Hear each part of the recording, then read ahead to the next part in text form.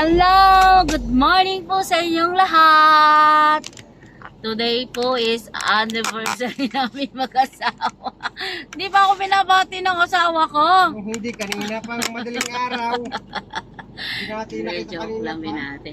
Today po is pupunta kami sa Taguig. So meron kaming cleaning doon. So yung aming kliyente is gusto niya magpalinis ng kanyang kondo. So pupunta muna tayo. Tayo po muna yung manalangin. O dakilang Diyos sa mga pangyarihan sa lahat. Nagpapasalamat po kami sa napakagandang araw na pinagkaloob mo po sa amin, Panginoon. Salamat, Ama, sa isang taon na binigay niyo po sa aming mag-asawa, Panginoon. Patuloy mo, Lord, at kami samahan.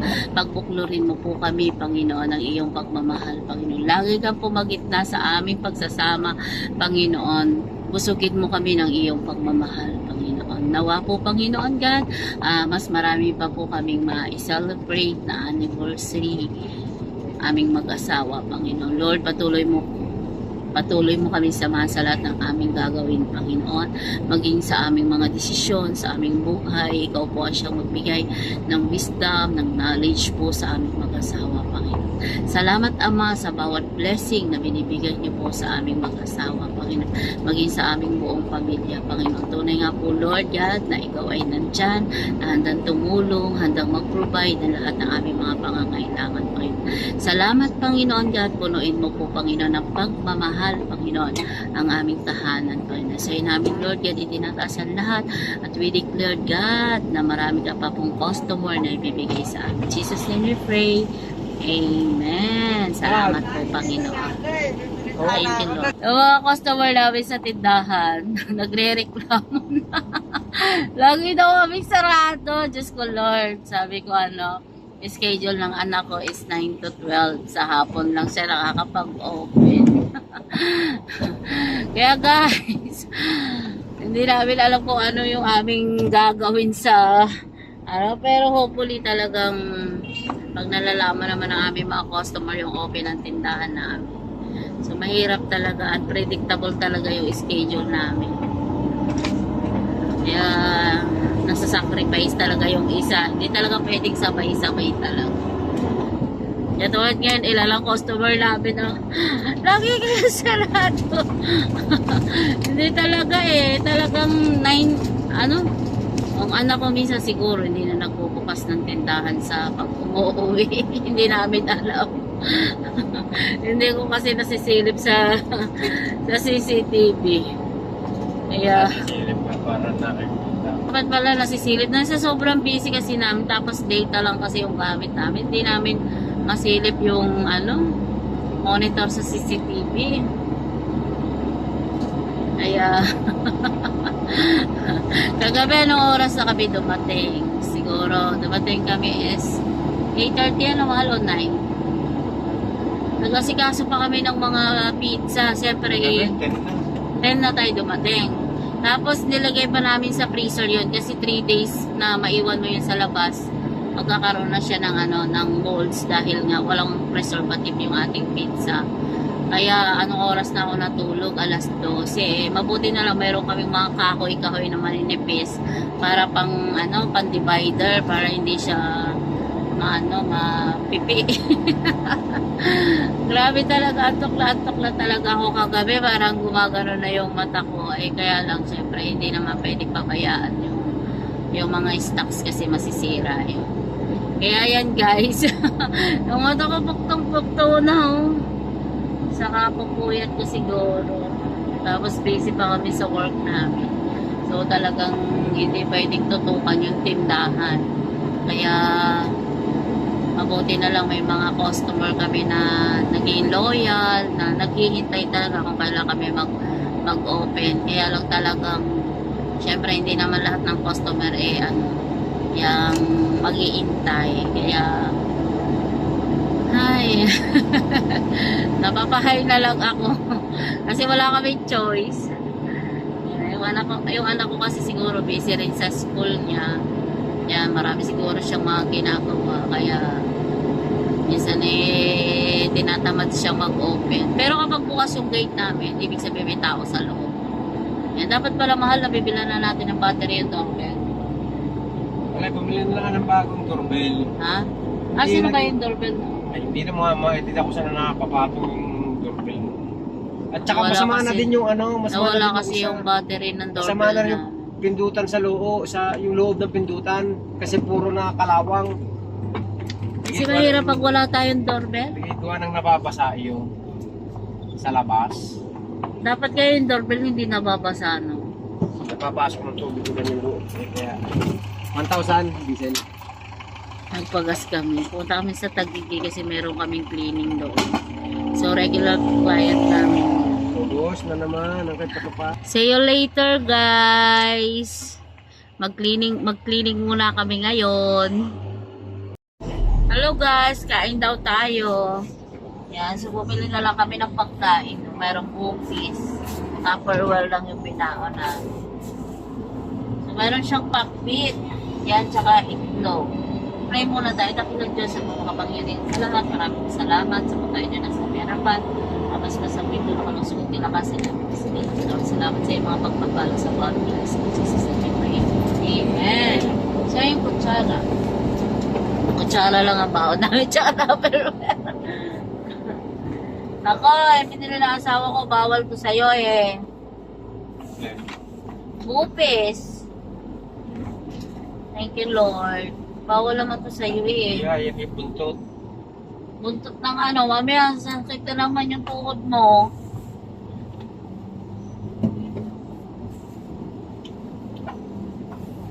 Hindi naman yan laman loob. Ano ba? Lamang labas. Nagpapalusit pa yung asawa ko.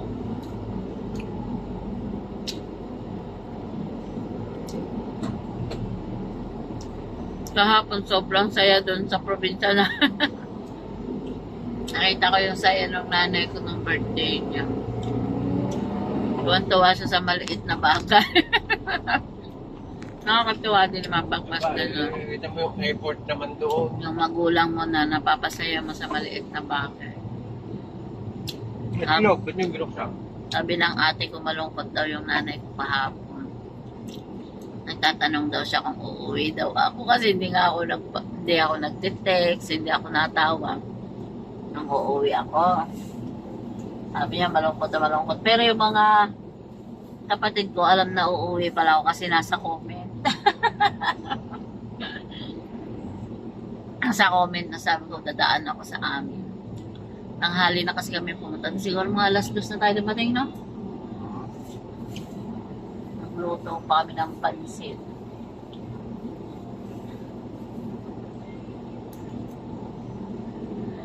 Masaya yung nanay ko sa ano. Doon sa grocery na natanggap niya. Doon niya ako kinukuha lahat ng gamit niya sa tindahan niya. Kaya minsan wala lang naman yung tindahan niya. E naisipan namin mag-asawa na yun na lang yung irigalo sa kanya.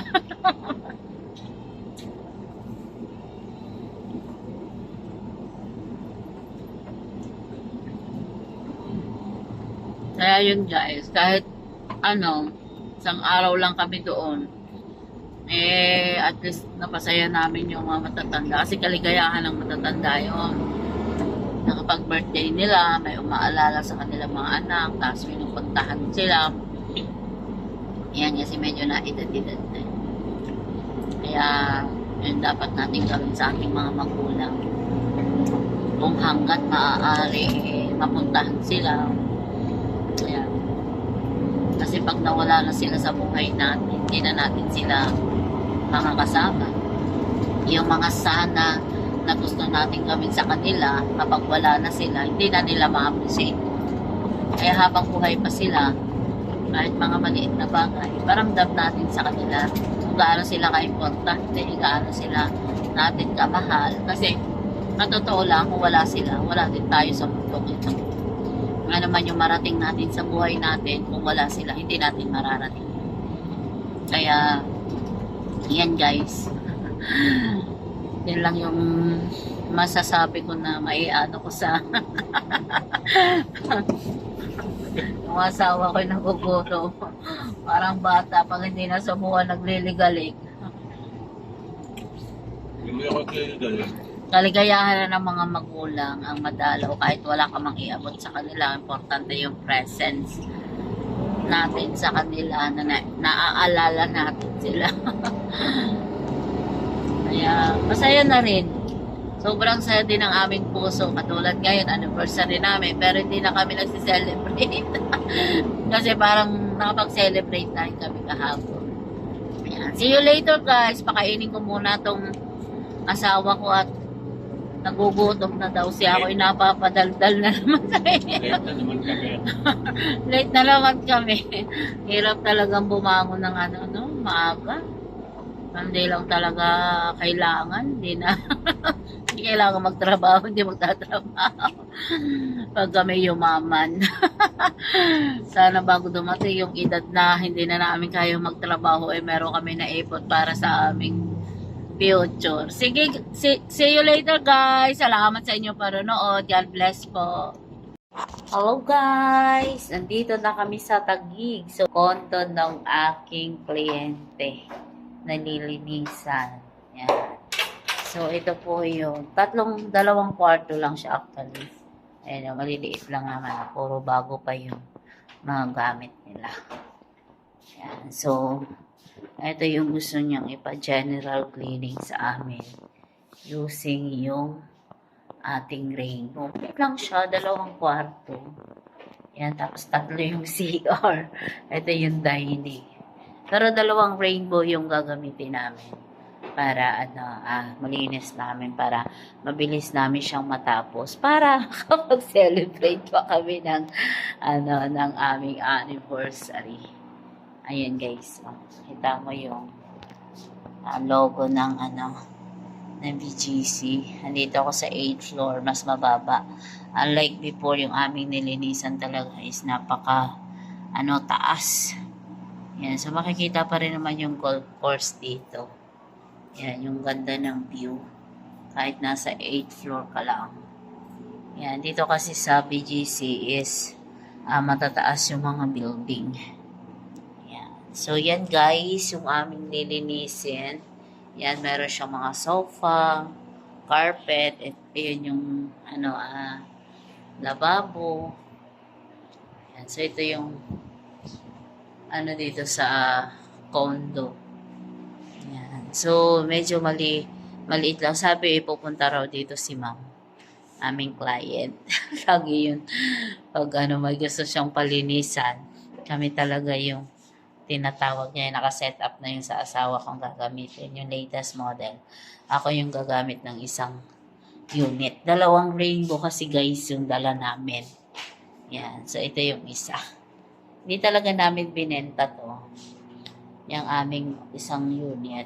Yan yung sinundang model. Kasi, pag ganitong sitwasyon, kapag meron kaming linis, so dalawa kami talaga naglilinis mag-asawa para sabay kami natatapos. So yan, habang nandun siya sa kabilang kwarto, pwede naman ako dito sa sala muna. Yan. So, paikot kaming dalawa. Yan, dito ako sa sala, tapos dito ako sa kwarto. Parang talo yata ako mahal. Dito ka kaya sa sala, ako dun sa kwarto. Mahal. Ako kaya dito sa kwarto, dito ako sa sala. Naangat nga. May butas nga. Kanina ko. Ganon din doon sa kabilang kondo, yung nilinisan natin. Yan guys. Ito na po yung date naming mag-asawa. So, nagtutulungan po kami sa aming paglilinis, sa hirap at ginhawa. Magkasama talaga kami. Yan ang aking husband. Super bait, super sipag. Wala akong masabi dyan sa husband ko na yan. Yan, dito daw kami magdi-date. Ito daw po yung date namin mag-asawa. Magdinis. Ng buong kondo. Hi, mahal! Oh, seryoso eh. seryoso yung asawa ko sa kanyang mga ginagawa. And guys, walang masabi sa kasipagan ng aking asawa. Kaya yan guys, super lucky. nakakuha ng partner, nakatulong sa lahat ng bagay. Kaya sobrang thankful kay Lord. See you later, guys. Oh, grabe siya maglinis talaga, oh. Sipag-sipag talaga ng aking asawa, oh. Smile! Seryoso siya, oh. Oy! Ay, masyadong siya yung asawa ko sa camera. Guys, merienda tayo. Binigyan kami ng client ng Burger King. Cheeseburger. At saka French fries. Meron siyang ketchup. Medyo malamig na nga lang. Kain po tayo, guys. Tapos lang namin maglinis. Ayan, pinamerienda kami ni Ma'am.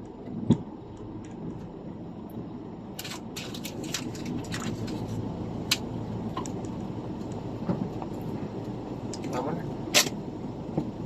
Nag-list na pa rin. Yes. Kaso, kung talaga tayo nakapasok. 11 kami nag-start. Ngayon lang kami natapos. Kasi, ang matagal doon, nagbutas pa. Buti na lang marunong yung asawa ko mag-drill. Nako, pinapag-drill pa ng kliyente. Diba talaga pag may talent yung lalaki, no? Ay, skill pala, hindi talent. Ang ano, iutos ng kliyente. Pinapagbutas siya ng mga sabitan ng mga frame. Pila yung binutas niya, 6? Isa, 2, 3, 4, 5, 6, 7. 7 butas. Putasan lang ng drill. Sa bagay, yung isang Buti na lang may rainbow. yung driver na nag-testing na magbutas, lumayo na lumayo. Gumanon lang nang gumanon. Yung driver nagbubutas pero lumalaki yung ano, gumaganon-ganon lang. Hindi lumulubog. Yung lumulubog. Ay, abuti na lang din. Yung asawa ko magaling. Ang galing siyang... Paano hindi niya idinitig eh.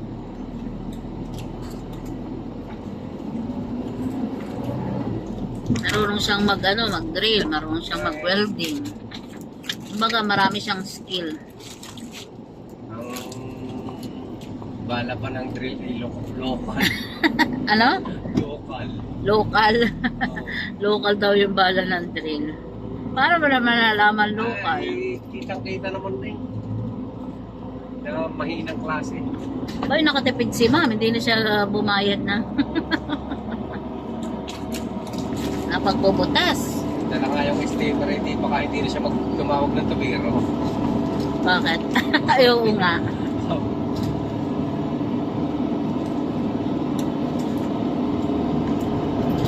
Sarap pala nitong burger, Burger King na Jollibee. Ay, Jollibee. Bakit inubos mo na hindi mo lang tinaraan? Ha? Ang french fries, inubos mo. Ay, akala ko ayaw mo ng fries. Ayaw, bago yung ganyan kanina, kalahati lang ang nakain ko. Oo. Yung asawa ko nagre-reklamo. Nauna siyang kumain sa taas. Tapos pinakagat niya ako ng pinakagat. Tapos ngayon daw. Nagre-reklamo siya, kalahati lang daw nakain niya. Bago yung french fries. Tapos inubos ko daw yung french fries. Akala ko ayaw niya.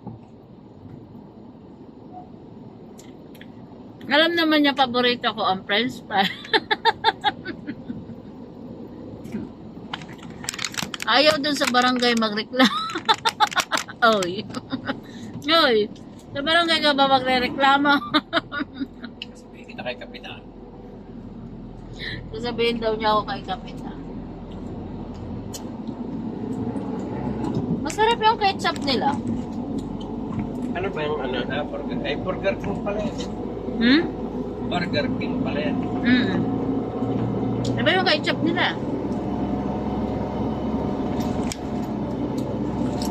Iba-iba din sila ng mga ketchup. Siyempre.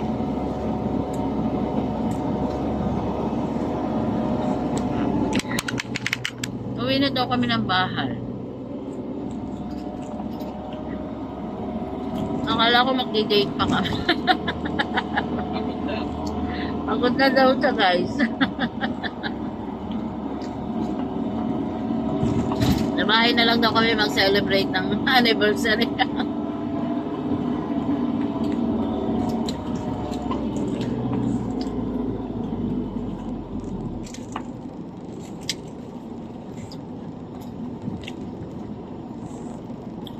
See you later, guys. God bless.